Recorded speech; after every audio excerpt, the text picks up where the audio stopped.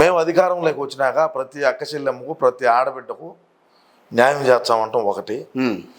సరే, ఇంట్లో ఉండే చెల్లెలకి న్యాయం చేయాలి, అది వేరే విషయం, దాని గురించి మళ్ళీ మాట్లాడదాము. న్యాయం చేస్తాను అని చెప్పినాడు. సంపూర్ణ మద్యపాన నిషేధం చేస్తాను, దశల వారీగా స్టార్ హోటళ్ళకి మాత్రమే పరిమితం చేస్తాను, మద్యాన్ని స్టార్ హోటల్ పరిమితం చేస్తా.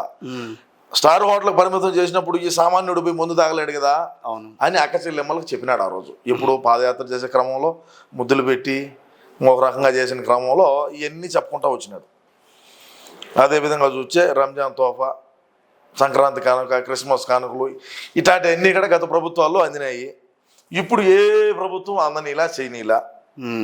మేము వచ్చినాక ఎవరికి ఇచ్చినాము? దుల్హాన్ పథకం అని చెప్పి ఉన్నింది, దాన్ని ఎత్తేసాం. ఇస్లామిక్ బ్యాంకులు మైనార్టీలకు, ఎస్సీ ఎస్టీ వాళ్ళకి ఏ విధంగా ఎస్సీ ఎస్టీని చంపి డోర్ డెలివరీ చేస్తేనే దిక్కులేదు.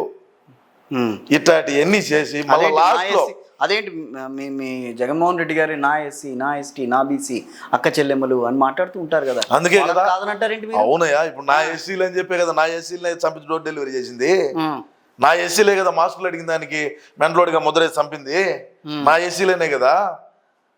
మరి నా ఎస్సీలు నా బీసీలు ఎత్తిపోయినాయి ఓట్లు. ఎందుకు ఇలా అన్నకి 20,000 మెజార్టీ తగ్గింది? వేశారు. ఎవరికి? 1,31,00,000 మంది ఓటేశారు జగన్మోహన్ రెడ్డి గారికి. మరి ఎందుకు ఓడిపోయినాడు? మరి ఎందుకు ఓడిపోయినారు? 3 పార్టీలు ఓడిపోయారు.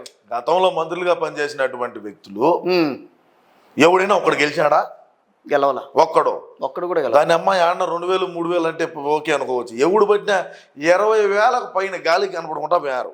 ఈవీఎంలో వ్యవహారం జరిగింది. నీకు 151 అదే తప్పు. అదే నేను అంటుంది.